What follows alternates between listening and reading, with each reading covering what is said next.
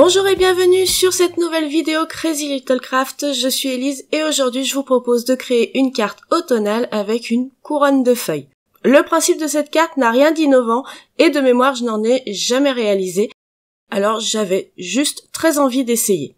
Sans oublier qu'il est toujours bon de remettre en action des techniques qu'on aurait pu oublier ou simplement les faire connaître aux personnes qui débutent en scrap.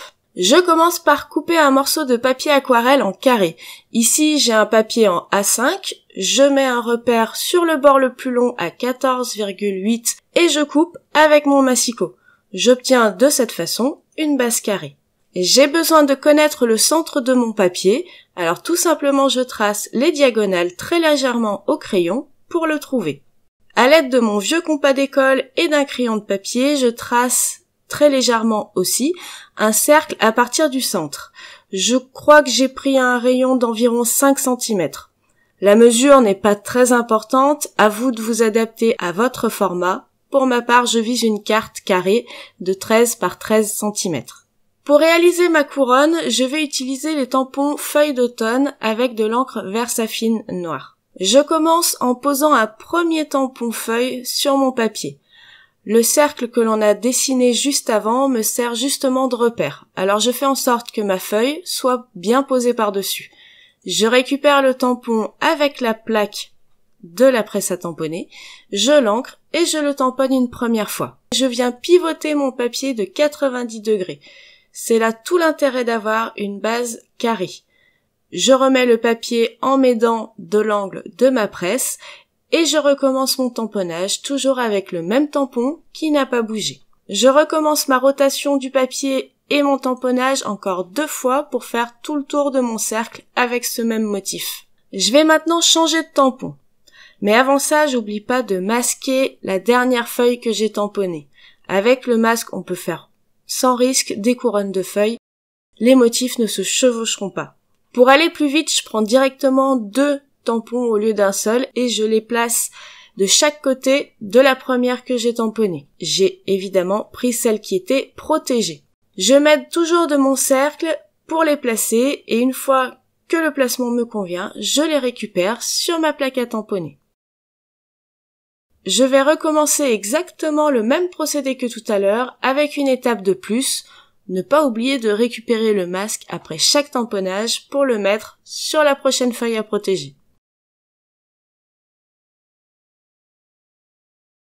Ma couronne est déjà bien avancée maintenant et il ne me reste de la place que pour une seule feuille. Mais pour casser un peu la régularité de cette technique, je vais non pas faire une rotation de 90 degrés avec un nouveau motif, mais une rotation de la base papier de 180 degrés. De cette façon, je vais pouvoir mettre 2 motifs de feuilles différents et non une seule. Pour la démonstration, j'ai fait attention à me limiter à une seule planche de masquage et donc à un seul masque par motif. Mais vous pouvez aller un peu plus vite si vous en avez plusieurs identiques. Par exemple, ici, j'aurais pu mettre directement mes 2 nouveaux motifs tampons, mais comme je n'avais qu'un seul masque par motif déjà pré-tamponné, eh bien, je pouvais protéger qu'une seule zone à la fois. Donc je fais un motif après l'autre. Avant de ranger mon encre, je vais tamponner quelques motifs à main levée dans les angles de mon papier car je prévois d'en mettre quelques-uns en plus sur la couronne. Ces derniers petits motifs viennent de la planche de tampon C'est l'automne. On va passer maintenant à la mise en couleur de tout ça. Alors j'ai pris 5 Distress Oxide pour un joli combo de couleurs d'automne. J'aurais préféré des Distress Ink mais je n'ai pas autant de choix dans les couleurs. Je vais mettre un petit peu de chaque couleur sur ma plaque de verre pour les travailler à l'eau. J'ai testé les pinceaux à réservoir d'eau, c'est bien, c'est pratique, mais j'avoue que j'ai quand même une nette préférence pour la méthode à l'ancienne, un gobelet d'eau et un bon pinceau. L'aquarelle n'est pas une technique que je maîtrise vraiment, alors je m'aide de ce que j'ai pu voir au travers d'autres vidéos, d'autres scrapeuses, et j'ai donc commencé par humidifier mon papier. Bon, c'était pas la meilleure idée. Je pense que ce n'était tout simplement pas adapté à mon projet. Mes encres vont filer un peu partout où je veux pas, mais c'est pas grave, hein. C'est en faisant des erreurs qu'on apprend. Plutôt que de vous dire des bêtises sur la mise en couleur à l'aquarelle, je préfère vous laisser ce passage en accéléré et en musique.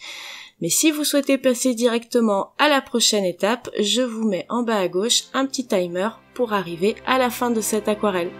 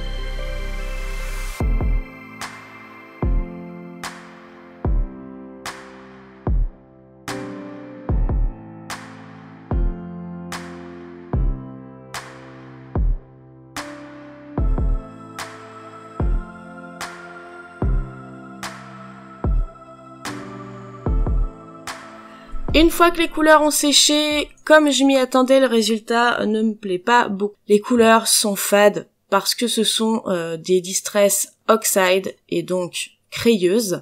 Mais c'est pas grave, je vais utiliser mes crayons de couleur pour égayer tout ça. L'aquarelle me donne une bonne idée des zones à mettre en couleur et ça va aussi me servir de fond coloré. Donc rien n'est perdu.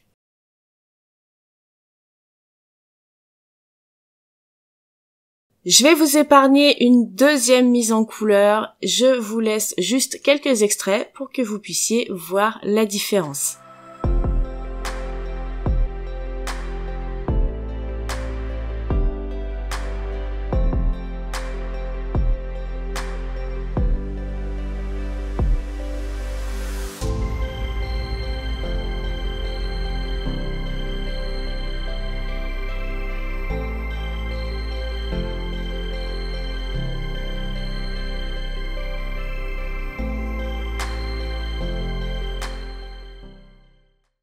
Avant de poser mes crayons, je prends un marron foncé pour venir marquer des petites ombres là où les feuilles se chevauchent. C'est discret, mais ça donne quand même un petit peu de volume.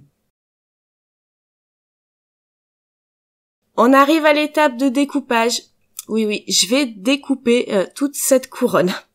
Dans mon idée d'origine, je voulais laisser un tour blanc, mais avec l'aquarelle qui a débordé partout, j'ai abandonné l'idée. Tant pis pour moi. Pour découper l'intérieur, j'ai d'abord utilisé mon cutter pour couper une croix dans la zone blanche. Ensuite, je reprends mon ciseau et nous voilà partis pour un deuxième tour. Et sans scrupule, j'ai coupé les tiges qui dépassaient de trop. En plus de me demander de plus de précision, elles auraient sûrement été trop fragiles sur la carte. Et devinez quoi, pour avoir une belle finition, j'ai pris mon feutre Memento et je l'ai passé sur toutes les arêtes de ma découpe. Voilà, la couronne est enfin terminée, je la laisse de côté, maintenant on va s'occuper de la base de carte. J'ai choisi un papier Florence Craft Light pour ma base de carte. Dans le papier en format 30 par 30, je découpe une bande de 13 cm, puis je vais l'ajuster en longueur à 26 cm. Je plie mon rectangle obtenu en deux, et pour faire ça proprement, je fais correspondre les angles opposés. Je les maintiens fermement, et à l'aide de mon plioir, je marque le pli de ma carte. Je déplie la carte, et je vais venir protéger environ 5 mm de chaque bord. J'utilise mes chutes de papier de masquage, mais avec un adhésif doux, du post-it ou du masking tape, vous pouvez faire exactement pareil.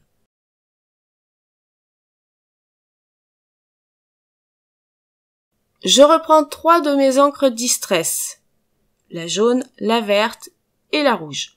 Cette fois, ça m'arrange que ce soit des Distress Oxide car elles sont parfaites pour ancrer des fonds sur du papier coloré. À la place des mousses et applicateurs habituels, je vais tester une des brosses que j'ai achetées à version scrap.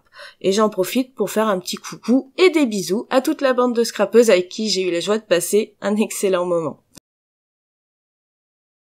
Ces brosses sont très agréables, le rendu est beaucoup plus doux qu'avec une mousse et surtout zéro trace, en tout cas il me semble. Il faudrait que je la teste sur d'autres supports avec d'autres encres. Enfin bref, j'ai appliqué mes 3 encres en zone, je peux maintenant retirer mes protections sur les bords et vraiment c'est un rendu que j'adore. C'est fin, ça fait une démarcation et pourtant il n'y a pas de changement de matériau. Je mets quelques éclaboussures d'eau et je laisse quelques instants sur les encres pour les faire réagir. Pour donner un joli résultat, il ne faut pas les laisser sécher d'elles-mêmes mais les absorber délicatement avec un essuie-tout ou un chiffon. J'ajoute d'autres gouttelettes, mais de peinture dorée cette fois. Et cette fois, je vais les laisser sécher et ne pas les enlever.